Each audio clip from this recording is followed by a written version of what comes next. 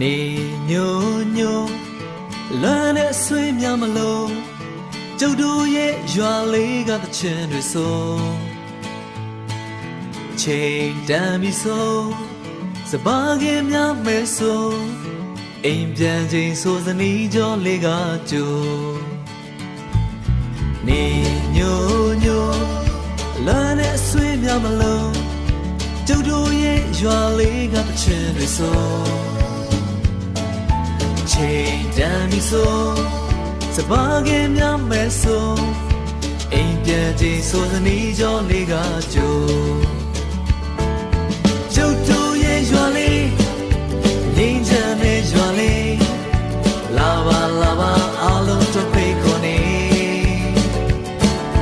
ကျုပ်တို့ရဲ့ရွာလေးဟိုဝေးကစိတ်လည်းတဲ့ရွာလေးလာပါလာပါအားလုံးတို့ဖိတ်ခေါ်နေ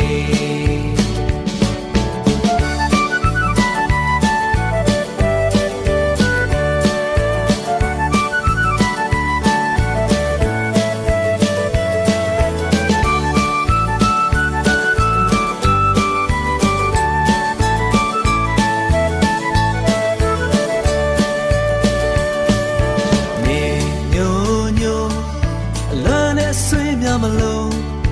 ကျုပ်တို့ရဲ့ရွာလေးကတချင်တွေဆိုချိန်တန်ပြီဆို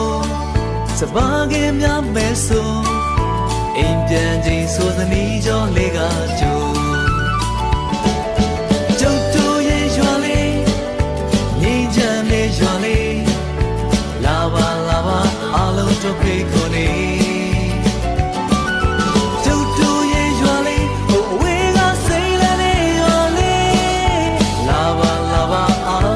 ဖိတ်ခေါ်နေ